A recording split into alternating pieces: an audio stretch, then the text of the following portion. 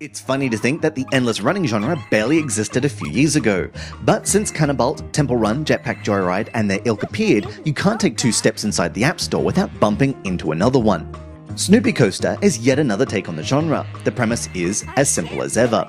You're a 5-carriage roller coaster on a thrill ride to nowhere, and you can jump from rail to rail by tapping the screen or swipe downwards to pop down to the track below. The whole thing's very reminiscent of Donkey Kong Country's much-loved minecart levels, with a tidy balance between barely manageable speed, pixel-perfect jumps, and brief moments of calm as you transfer from one manic segment to the next. Like all the best platformers, the best route through Snoopy Coaster is drawn out with coins, and there's a real satisfaction to be had in arcing the perfect jump over a precipice and snaffling up all the cash on the way.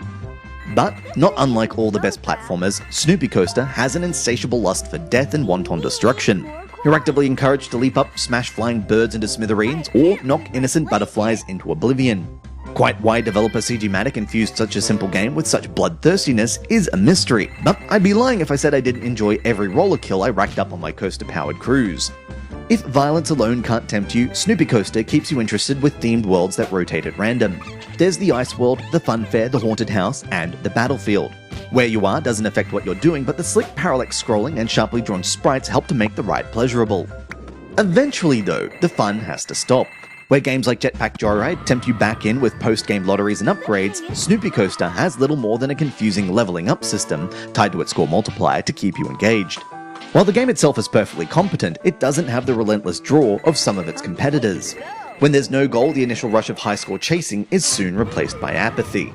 Snoopy Coaster keeps you hooked for longer than most, and its production values are almost faultless for a 69p app. But there's still the sense that you've seen and done it all before. And how? Okay, we'll come clean. In case you hadn't realized, this is just our review for 2012's Mad Coaster, but with a few words changed. In other words, we've done the same thing that Chillingo has. Snoopy Coaster is almost a re-release, but with new cartoon graphics, some annoyingly repetitive voice clips from the Peanuts heroes, and even more aggressive monetization. The game design is the same, though you can go around the loop-de-loops 3 times now. The interface design is the same, but the in-app purchase buttons are now bigger and actively throb. And the objectives are often repeated from Mad Coaster. If you didn't play Mad Coaster and you like Snoopy, and you're cool with the obnoxious monetization in a paid game, and the outrageous audacity of being sold the same game twice, be our guest. It's still a fun if slightly gentle and toothless little endless runner.